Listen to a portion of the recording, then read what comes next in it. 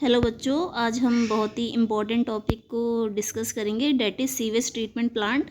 Sewage treatment plant होता क्या है और ये बहुत ही इंपॉर्टेंट टॉपिक है क्योंकि केस बेस्ड क्वेश्चन भी इसमें से ही आते हैं। ध्यान से समझना स्टेप बाय स्टेप्स।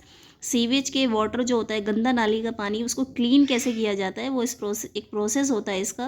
अगर आप डायरेक्टली वेस्ट को रिलीज़ कर दोगे रिवर में तो वो पॉल्यूटेड हो जाएगी ना, तो उसको ट्रीट करके रिलीज़ किया जाता है रिवर में। देखो होता है क्या है सीवेज ट्रीटमेंट प्लांट में, इसमें दो ट्रीटमेंट करते हैं हम basically. Primary treatment that is physical treatment, मतलब पत्थर वगैरह हम रिमूव कर देंगे, और दूसरा जो ट्रीटमेंट करते हैं हम बाद में उसको बोलते हैं बायोलॉजिकल ट्रीटमेंट।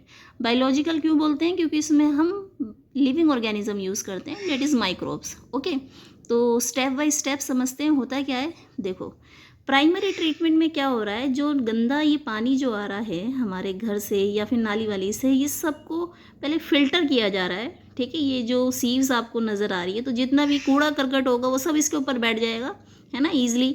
अब और जो गंदा पानी है, सिर्फ पानी या फिर पार्टिकल्स, वो कहाँ चले जाएंगे? इस वाले चैम्बर में चले जाएंगे, डेट इज़ कम्युनिटर। देखो पहले स्टेप में क्या होता है, फ़िल्टर करते हैं, सिक्वेंशियल फ़िल्टर करते हैं। तो इससे क्या होता है, पॉली बैग है या फिर पेपर है वो सब इसके ऊपर चला जाएगा और बाकी वाटर आ जाएगा।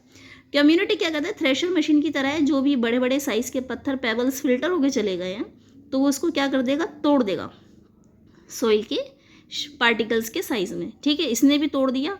अब इसको हमने ग्रिड चैम्बर में डाल दिया है। ग्रिड चैम्बर में क्या हो रहा है, मिट्टी सारी नीचे बैठ गई है। ठीक है, जो भी सॉइल है, स्मॉल पेबल्स है, वो सेटल डाउन हो गए हैं, और जो पानी ऊपर की तरफ तैर रहा है, प्राइमरी एफिलेंट बोलते हैं इसको सुपरनेटेंट में, वो ट्रांसफ़र कर दिया हमने किसमें, प्राइमरी क्लैरिफाई में। तो यहाँ पर भी इसको सेटल डाउन होने दिया हमने थोड़ी देर के लिए। सॉइल देखो सारी यहीं पर डिपॉजिट हो गई है, और जो वाटर की सप्लाई है इसको कनेक्ट कर दिया हमने एक और टैंक से, जिसको क्या बोल रहे हैं, एरेशन टैंक। अब देखो यहाँ से स्टार्ट होता है आपका secondary treatment, that is biological treatment. Aeration tank में याद रखना, एरेशन में एयर की सप्लाई हो रही है। ठीक है, एयर की सप्लाई हो रही है तो एरोबिक माइक्रोब्स ग्रो कर रहे हैं भर भर के। जब ये डाइजेस्ट करेंगे वेस्ट को तो ऑक्सीजन की डिमांड करेंगे, और इस ऑक्सीजन डिमांड को हम क्या बोलते हैं, बायोकेमिकल ऑक्सीजन डिमांड। बीओडी जितनी ज़्यादा होगी उतना ज़्यादा पॉल्यूटेड वाटर है, मतलब माइक्रोब्स डिमांड ज़्यादा कर रहे हैं इस वेस्ट को खाने के लिए। अगर बीओडी की वैल्यू कम है तो इसका मतलब वाटर क्या हो रहा है, आपका क्लियर हो रहा है धीरे धीरे। तो इससे चेक करते हैं इसको आगे सप्लाई करें वाटर को या नहीं। ठीक है, एरेशन टैंक में एक तो ऑक्सीजन की सप्लाई कर रहे हैं और इसको एजिटेटेड कर रहे हैं हम, मतलब रोटेट कर रहे हैं सो डैट यूनिफॉर्म डिस्ट्रीब्यूशन हो माइक्रोब्स का, और जो एयर की सप्लाई है वो भी कंटिन्यूस है इसमें। ठीक है, जब ये लगता है कि हाँ बीओडी कम हो गई है, रिड्यूस हो गई है, देन उसके बाद हम इसको ट्रांसफ़र कर देते हैं दूसरे टैंक में, सेटलिंग टैंक में, जिसमें सॉइल को अगेन फिर दोबारा से सेटल डाउन किया जाता है इन केस वो आ गई है। ठीक है, और जो सेकेंडरी एफिलुएंट, अब वो प्राइमरी नहीं सेकेंडरी एफिलुएंट है, इसको फर्दर हम ट्रांसफ़र कर देते हैं किसमें, एनारोबिक स्लज डाइजेस्टर में। अब इसको एनारोबिक क्यों बोल रहे हैं, पहले कैसे माइक्रोब्स ग्रो कर रहे थे, एरोबिक। अब इस वाले में कैसे माइक्रोब्स ग्रो करेंगे, एनारोबिक। लेकिन हमें एरोबिक माइक्रोब्स बचा कर रखने हैं। ये जो स्लज नीचे सेटल डाउन हुआ है इसमें माइक्रोब्स हैं, इसको बोलते हैं हम एक्टिवेटेड स्लज। एक्टिवेटेड स्लज में ये थोड़े से हम वापस से बैग, ये येलो कलर का दिख रहा है ना, वापस से हम एरेशन टैंक में ऐड कर देते हैं सो डैट माइक्रोब्स की कंटिन्यूटी बनी रहे। आपने देखा होगा दही जमाने के लिए थोड़ी सी दही चाहिए, तो माइक्रोब्स की कंटिन्यूटी रखने के लिए हम इस एक्टिवेटेड स्लज में से यूज़ कर लेते हैं। ठीक है, एक और बात है यहाँ पर मैं भूल गई आपको बताना, एरेशन टैंक में ना फ्लॉक्स मिलते हैं। फ्लॉक्स क्या होते हैं, बैक्टीरिया अटैच हो जाते हैं फंगल के फिलामेंट्स में।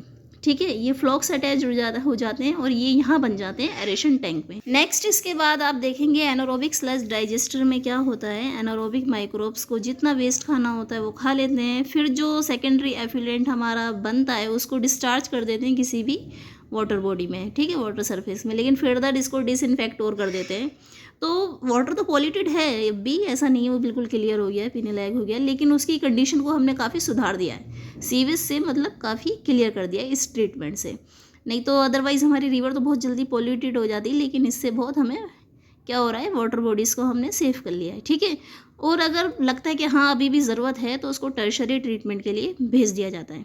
अब देखो सेकेंडरी सेटलिंग टैंक में भी नीचे मिट्टी इकट्ठी हो रही है, प्राइमरी सेटलिंग टैंक में भी नीचे मिट्टी इकट्ठी हो रही है, इसको स्लज ट्रीटमेंट में भेजा जाता है फॉर दी डिस्पोजल, ठीक है, इसको भेजा जाएगा। या फिर माइक्रोब का कुछ यूज़ है, वेस्ट बच रहा है तो उसको मैन्योर की तरह भी यूज़ कर सकते हैं for agriculture field. So that's all about sewage treatment plant. I hope आपको समझ में आ गया। याद रखना, पहले सीक्वेंशियल फिल्ट्रेशन है, देन उसके बाद प्राइमरी सेटलिंग टैंक में हम क्या कर रहे हैं, सॉइल को सेटल डाउन हो रहे थे, प्राइमरी एफिलेंट को ट्रांसफ़र कर दिया, एरेशन टैंक आएगा, एरेशन टैंक के बाद फिर आएगा आपका सेटलिंग टैंक, फिर से सेटल करेंगे, और लास्ट में आएगा आपका एनारोबिक स्लज डाइजेस्टर। सो इस पे केस बेस्ड क्वेश्चन आ सकते हैं कि फ्लॉक्स कहाँ बनते हैं, कौन से टैंक में बनते हैं, एरेशन टैंक में बनते हैं, याद रखना, ठीक है। और अगर आपसे पूछा जाए एक्टिवेटेड स्लज क्या है, ठीक है, तो उसमें आप बताना कि थोड़े से माइक्रोब्स रहते हैं, aerobic microbe that is used for the aeration tank के लिए हम यूज़ करते हैं as a starter. Okay, so this is all about STP। I hope आपको क्लियर हो। अगर कोई भी डाउट हो, आपको कोई भी इम्प्रूवमेंट चाहिए तो प्लीज़ बताना मुझे को। वीडियो पसंद आए तो प्लीज़ लाइक करें, शेयर करें एंड चैनल को सब्सक्राइब करें।